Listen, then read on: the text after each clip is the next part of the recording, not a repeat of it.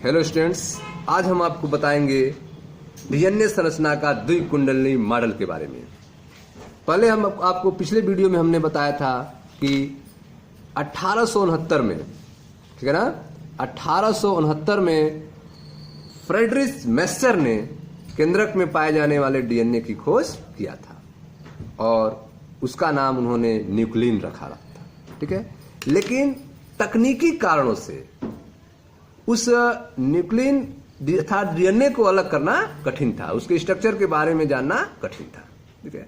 लंबे समय बाद जो है डीएनए की संरचना के बारे में हमें जानकारी मिली, ठीक है। उस जानकारी में हमें कहां से जानकारी मिली, तो इसके जो जानकारी देने वाले हैं वे हैं आपके मॉरिस विल्किंस और रोजलिन फ्रैंकलिन, ठीक है। इन्होंने न्यूक्लिन का अर्थात डीएनए का एक्सरे किया और उसके बेस पे डाटा प्रस्तुत किया, ठीक है। मॉरिस विल्किंस और रोजलिन फ्रैंकलिन द्वारा दिए गए एक्सरे विवर्तन आंकड़ों के आधार पर 1953 में जेम्स वाटसन और फ्रांसिस क्रिक ने डीएनए संरचना का द्विकुंडलिनी नमूना प्रस्तुत किया, ठीक है। उनके प्रस्तावों में पॉलीन्यूक्लियोटाइड श्रृंखलाओं के दो लड़ियों के बीच, ठीक है, पॉलीन्यूक्लियोटाइड श्रृंखलाओं के दो लड़ियों के बीच, दो स्टैंड के बीच क्षार युग्मन की उपस्थिति एक बहुत प्रमाणित श्रृंखला थी, ठीक है। उन्होंने क्या बताया कि जो पॉलीन्यूक्लियोटाइड श्रृंखलाएं होती हैं उनके जो दो स्टैंड है, दो लड़ियां हैं, उनके बीच में बेस पेयर आपस में युग्मन करते हैं, आपस में जुड़ते हैं, ठीक है। उनके प्रस्तावों में पॉलीन्यूक्लियोटाइड श्रृंखला की दो लड़ियों के बीच क्षार युग्मन की उपस्थिति एक बहुत प्रमाणित श्रृंखला थी, ठीक है। यह प्रस्ताव कैसे आया था, कितने क्षार युग्म होंगे, तो यह जो सिद्धांत था क्षार युग्म का नंबर कितना होगा, इसका जो पता हमें इरविन चारगाफ के परीक्षण द्वारा मिला, ठीक है। वे भी साइंटिस्ट हैं, इरविन चारगाफ। इन्होंने अपना एक नियम दिया जिसके आधार पे जेम्स वाटसन और फ्रांसिस क्रिक ने मॉडल बनाने में सफलता उनको प्राप्त हुई।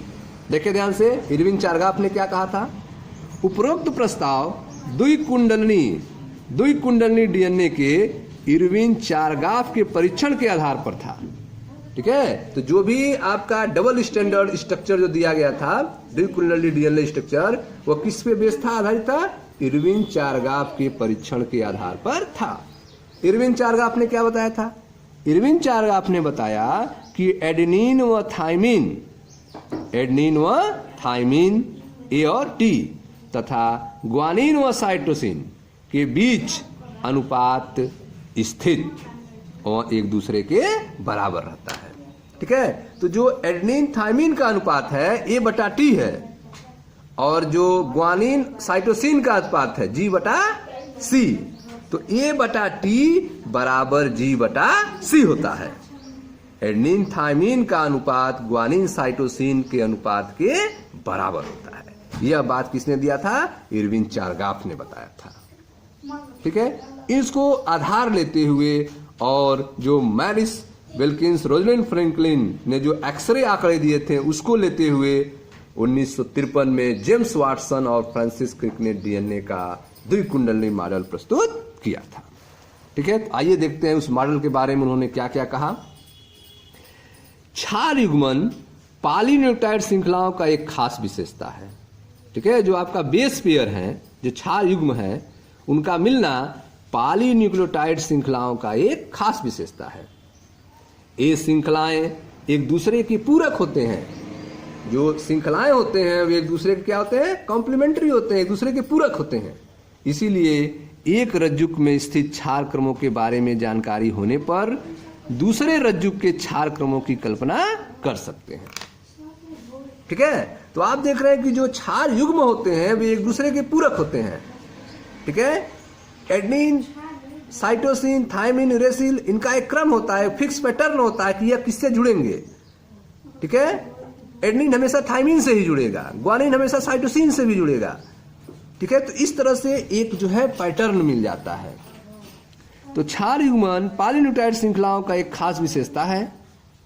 ये श्रृंखलाएं एक दूसरे के पूरक हैं, इसलिए एक रज्जु में स्थित क्षार क्रमों की जानकारी होने पर दूसरे रज्जु के क्षार क्रमों की कल्पना कर सकते हैं। तो अगर आपके एक स्टैंड का बेस पेयर पता चल जाएगा तो आप उस आधार पे दूसरे स्टैंड का बेस पेयर पता कर सकते हैं, बना सकते हैं। ठीक है।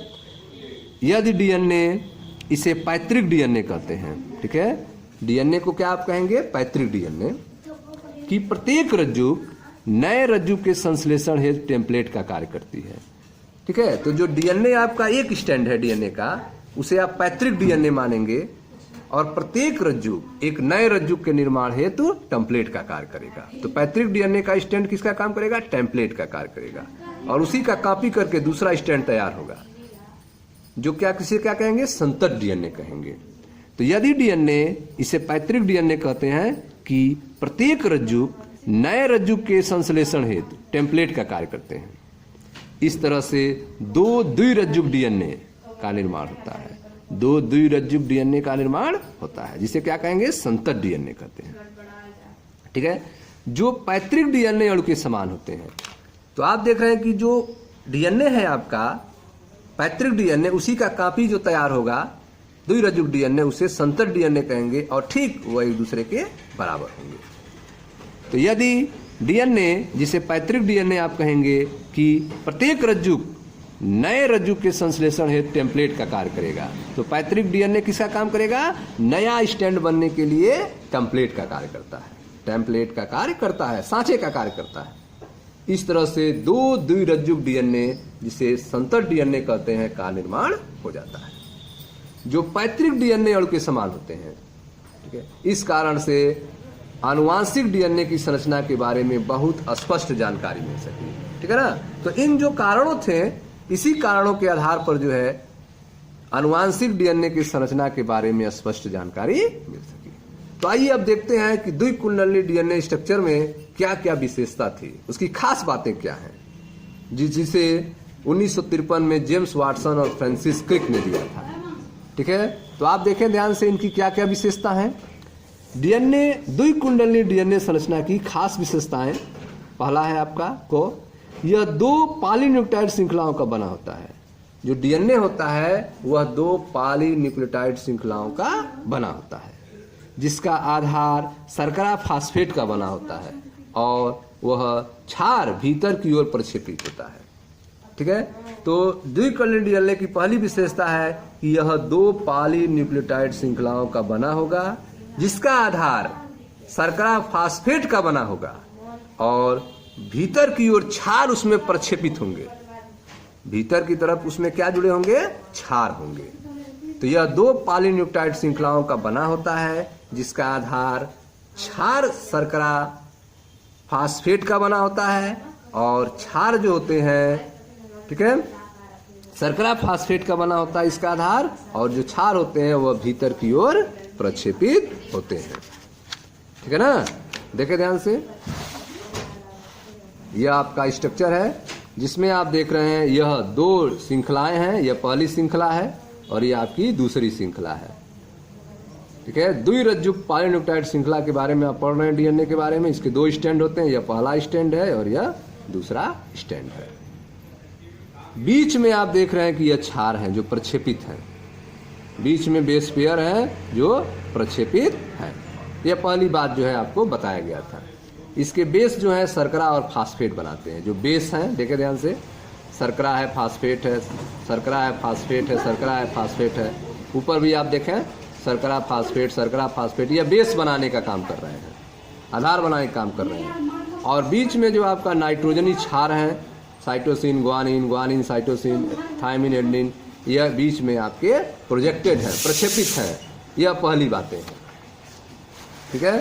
तो आप देख रहे हैं कि जो पहली बातें कही गई वह क्या थी कि यह दो पॉलीन्यूक्लियोटाइड श्रृंखलाओं का बना होता है, जिसका आधार शर्करा फास्फेट का बना होता है, क्षार भीतर की ओर प्रक्षेपित होता है। दूसरी देखें, दोनों श्रृंखलाएं प्रति समानांतर ध्रुवता रखती हैं। दोनों जो श्रृंखलाएं हैं वे प्रति समानांतर ध्रुवता रखती हैं। इसका मतलब एक श्रृंखला को ध्रुवता 5 से 3 की ओर हो तो दूसरी श्रृंखला की ध्रुवता क्या होगी, 3 से 5 की तरह होगी। तो दोनों श्रृंखलाएं क्या होते हैं, एंटी पैरेलल होते हैं, प्रति समानांतर पोलरिटी के होते हैं। अगर एक श्रृंखला की ध्रुवता 5 से 3 होगी, एक श्रृंखला की ध्रुवता 5 से 3 होगी, तो दूसरी श्रृंखला की ध्रुवता क्या होगी, 3 to 5 होगी। ठीक है, ठीक है स्टूडेंट। तो आपने देखा कि दोनों श्रृंखलाएं क्या होती हैं, प्रति समानांतर ध्रुवता रखती हैं। ठीक है, अगर एक श्रृंखला जो है की ध्रुवता 5 से 3 है तो दूसरी की ध्रुवता क्या होगी, 3 से 5 होगी। तीसरी बात देखें, दोनों रज्जुकों के क्षार आपस में हाइड्रोजन बंध द्वारा जुड़े होते हैं। दोनों स्टैंड के जो बेस होते हैं वे किससे जुड़े होते हैं, हाइड्रोजन बंध के द्वारा जुड़े होते हैं। ठीक है, क्षार युग्मक बनाते हैं। दोनों रज्जुकों के क्षार आपस में हाइड्रोजन बंध द्वारा युग्मित होकर क्षार युग्मक बनाते हैं, बेस पेयर बनाते हैं। एडेनिन व थायमीन जो विपरीत रज्जुकों में होते हैं, एडेनिन और थायमीन ए और टी जो विपरीत रज्जुकों में होंगे, अलग अलग स्टैंड में होंगे आमने सामने, आपस में 2 हाइड्रोजन बंध से जुड़े होते हैं। एडेनिन और थायमीन हमेशा कितने हाइड्रोजन बंध से जुड़ा होगा, 2 हाइड्रोजन बंध से जुड़े होते हैं, 2 हाइड्रोजन बंध बनाते हैं। ठीक इसी तरह से ग्वानिन साइटोसिन से 3 हाइड्रोजन बंध द्वारा बना होता है। ग्वानिन साइटोसिन से कितने हाइड्रोजन बंध द्वारा जुड़ा होगा, 3 हाइड्रोजन बंध द्वारा जुड़ा होता है। ठीक है, जिसके फलस्वरूप सदैव प्यूरिन के विपरीत दिशा में पिरिमिडीन होता है। ठीक है, प्यूरिन के विपरीत दिशा में क्या होता है, पिरिमिडीन होता है, जिसके फलस्वरूप पिरिमिडीन के विपरीत दिशा में पायरिमिडीन होता है। ठीक है, इससे कुंडली के दोनों रज्जुकों के बीच लगभग समान दूरी बनी रहती है। तो आप देख रहे हैं कि प्यूरिन के विपरीत पायरिमिडीन होगा, जिससे क्या फायदा होगा, कुंडली के दोनों रज्जुकों के बीच जो दूरियां हैं वह लगभग समान बनी रहती हैं। यह तीसरी बातें बताई गई थी। तो ध्यान से देखें, तीसरी बातें क्या बताई गई, तीसरी बातें आपको बताई गई कि यह जो दोनों स्टैंड होते हैं वह एक दूसरे के एंटी पैरेलल होते हैं। एक की दिशा आप देखें 3:5 पिंड होता है, एक की दिशा क्या होता है, 3:5 पिंड होता है, तीसरे से 5वें की तरफ होता है। तो जो दूसरा सिरा होता है वह नीचे वाला जो होगा वह 3 to 5 होगा, 3 to 5 होगा। ठीक है, जो दूसरा सिरा होगा क्या होगा, 3 to 5 होगा। एक दूसरे के एंटी पैरेलल होंगे। ठीक है, और जो आपके बेस पेयर होंगे वह आपस में हाइड्रोजन बंध से जुड़े होंगे। साइटोसिन ग्वानोसिन से जुड़ा होगा, 3 हाइड्रोजन बंध से। साइटोसिन हमेशा ग्वानोसिन से जुड़ेगा 3 हाइड्रोजन बंध से। इसका उल्टा भी हो सकता है, ग्वानोसिन साइटोसिन से जुड़ सकता है, यह भी 3 हाइड्रोजन बंध से जुड़ेगा। एडेनिन जो है थायमीन से हमेशा 2 हाइड्रोजन बंध से जुड़ेगा, या फिर थायमीन जो है एडेनिन से 2 हाइड्रोजन बंध से जुड़ेगा, वो एक दूसरे के विपरीत होंगे। तो इस तरह से आपने देखा कि यह जो द्विरज्जुक पाइरुवेट श्रृंखला होती है वह एक दूसरे के एंटी पैरेलल होती है। एक जो है 5 से 3 सिरा होता है, तो दूसरा जो स्टैंड होता है वो 3 to 5 सिरा होता है। ठीक है, एडेनिन हमेशा थायमीन से 2 हाइड्रोजन बंध से, या फिर थायमीन एडेनिन से 2 हाइड्रोजन बंध से, ग्वानिन साइटोसिन से 3 हाइड्रोजन बंध से, या फिर साइटोसिन ग्वानिन से 3 हाइड्रोजन बंध से जुड़ता है। अगली बातें देखें, उन्होंने क्या कहा, दोनों श्रृंखलाएं दक्षिणवर्ती कुंडलित होती हैं। ये जो दोनों श्रृंखलाएं होती हैं वह ठीक है दक्षिणवर्ती, दक्षिण दिशा में, ठीक है, आपस में क्या होंगी, कुंडलित हो जाएंगी। ठीक है, दोनों जो है दक्षिणवर्ती दिशा में कुंडलित हो जाती हैं। ठीक है, कुंडली का पिच 3.4 नैनोमीटर का होता है। जो एक मोड़ होता है जिसे कुंडली का पिच कहेंगे वो कितनी दूरी पर होगा, 3.4 नैनोमीटर की दूरी पर होगा। ठीक है, दोनों श्रृंखलाएं दक्षिणवर्ती कुंडलित होती हैं। कुंडली का पिच 3.4 नैनोमीटर ठीक है होता है, और प्रत्येक घुमाव में लगभग 10 क्षार युग्मक मिलते हैं। प्रत्येक मोड़ में कितने बेस पेयर होते हैं, 10 क्षार युग्मक होते हैं। परिणाम स्वरूप एक कुंडली में एक क्षार युग्मक के बीच लगभग 10.34 नैनोमीटर की दूरी होती है। ठीक है, तो आप देख रहे हैं कि दोनों श्रृंखलाएं जो होती हैं वह दक्षिणवर्ती कुंडलित होती हैं। दोनों श्रृंखलाएं दक्षिणवर्ती कुंडलित होती हैं, और प्रत्येक कुंडल का जो पिच होता है वह 3.4 नैनोमीटर का होता है। 1 नैनोमीटर बराबर कितना होता है, 10.9 मीटर होता है। ठीक है, प्रत्येक कुंडली का पिच 3.4 नैनोमीटर होता है, और प्रत्येक घुमाव में 10 क्षार युग्मक मिलते हैं, जिसके कारण आप पता कर सकते हैं कि एक कुंडली में एक क्षार युग्म के बीच की दूरी कितनी होती है? 0.34 नैनोमीटर होती है। ठीक है, तो देखें ध्यान से, ये आपका स्ट्रक्चर है डीएनए का जो दक्षिणवर्ती रूप से दक्षिणवर्ती कुंडलित होता है।